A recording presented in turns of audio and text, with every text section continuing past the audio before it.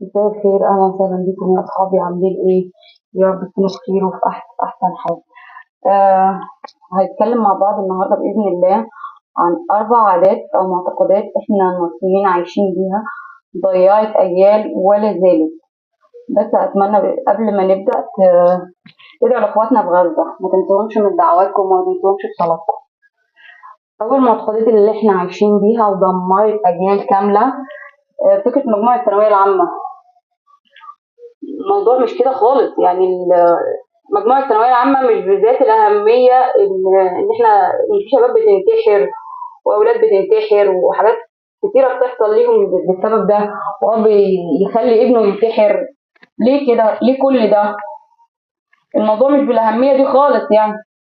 كل واحد عامة إحنا في بلدنا ما ملهاش دعوة بالمجاميع ولا الكليات ولا دخل فين ولا عمل إيه. هو لو عنده حاجة هينميها بعد كده، إنما الضغط اللي إحنا بنحط فيه أولادنا ده بيوديهم لحتة تاني خالص. الضغط اللي بتعيش فيه الآباء طول فترة الثانوية العامة ده فظيع. ما ينفعش نحمل نفسنا فوق طاقتنا بالشكل ده، ولا نحمل ولادنا الضغط ده كله عشان موضوع الثانوية العامة. ده موضوع فاشل واعتقاد خاطئ عندنا جدا. كل واحد ليه ميوله، في اللي هينفع فيها وفي اللي مش هينفع.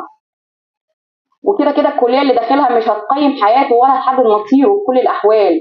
يعني الطالب اللي انتحر من كام يوم ده بسبب مجموعه وبسبب اللي والده عامله فيه، انه جايب 61%. طب ده ليه ده؟ شاب عنده 18 سنة لسه أو 17 سنة ينتحر عشان اللي والده عمله فيه بسبب المجموع اللي جايبه. الموضوع ما يستاهلش كل ده، ما يستاهلش اللود اللي احنا بنحط نفسنا فيه، اللي أولياء الأمور بتحط نفسها فيه والطلبة بتتحط فيه. ده الموضوع أبسط من كده، يعني نبسطه على نفسنا. هي الازمه بتكون ان احنا بنصرف كتير عليها دروس والكلام ده كله، بس ما يستاهلش ان احنا نعمل في اولادنا كده خالص يعني. تاني حاجه احنا بنعاني منها في مجتمعنا اللي هو خلف عيل عشان يشيل اسمك. يعني ايه خلف عيل عشان يشيل اسمك؟ في ناس غير مؤهله ان هي تخلف اطفال اصلا، مش عشان مشاكل جسديه. غير مؤهله نفسيا ان هي تخلف طفل، غير مؤهله نفسيا ان هي تراعي طفل او ان هي تهتم بطفل، سواء في الراجل سواء في الست. عيلة ايه اللي هيشيل اسمها؟ لما الانسان يكون قادر انه يجيب طفل يخلف. انما الجواز اساسا ما اتعملش عشان الانجاب. يعني الانجاب دي حاجه مكمله في الجواز، انما مش اساس الجواز ان احنا نخلف. يعني اذا ما خلفناش ما نتجوزش؟ لا، الجواز ليه حاجاته التانية. يعني الجواز اساسه العفه، انما مش اساسه انك تتجوز لازم تخلف. في ناس ما تقدرش، ما عندهاش المقدره ان هي تعتني بطفل، لا جسديا عندها نفسيا. لا جسديا تقدر تعتني بطفل ولا نفسيا. الطفل ده عايز ست مؤهله ان هي تربيه وتراعيه، وكذلك راجل مقدر مسؤوليه ان في طفل جاي. يا رب تكون الفكره وصلت.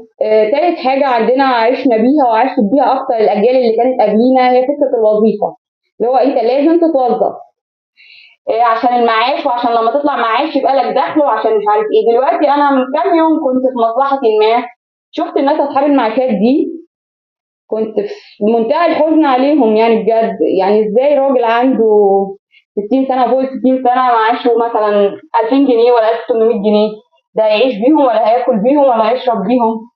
اعتقد حتى ان التوظيف دلوقتي في ايامنا مش زي ما كان قبل كده.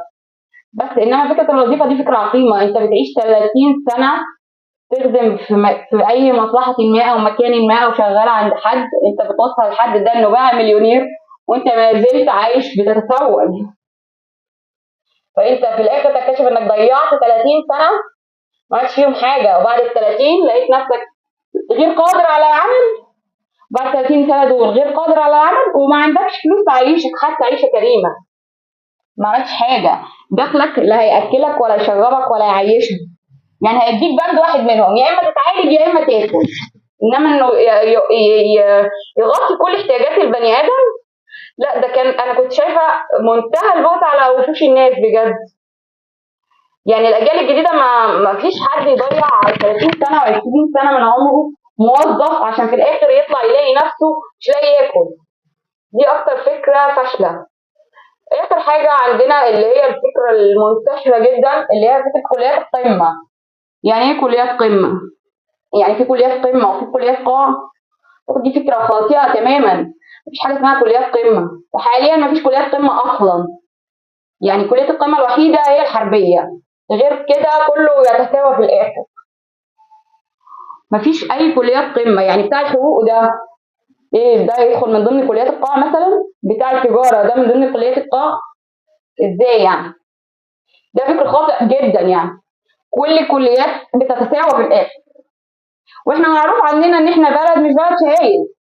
احنا بلدنا مش بلد شهايد، ولا بلد تعليم، ولا التعليم فيها له قيمه، ولا في حد متعلم بيعمل حاجه بتعليمه، ولا بيعمل حاجه بشهادته في الاخر. فمفيش الكلام ده. يعني احنا بنضيع يعني الطلبه، غير بقى بعد ما نتيجه الثانويه تظهر والضغط اللي بيتحطوا فيه. واصل انت نتيجتك اقل من ابن خالتك، شوف جايب كام، وبنت عمتك جايبه كام، وجارتك ابنها جايب ايه، غير اللود اللي بيتحط عليه ده كله. وبعد كده ندخل بقى في موضوع كليه القمه وكليه القاع والحاجات الغريبه، المعتقدات العقيمه اللي احنا عايشين بيها دي ضيعت اجيال وما زالت. واتمنى لو وصلتوا معايا لحد هنا في الفيديو، لو عجبكم الفيديو بالله تدعموني باللايك وتشتركوا في القناه، لان القناه لسه جديده وباذن الله تكبر بيكم ومعاكم. شكرا جدا لكم.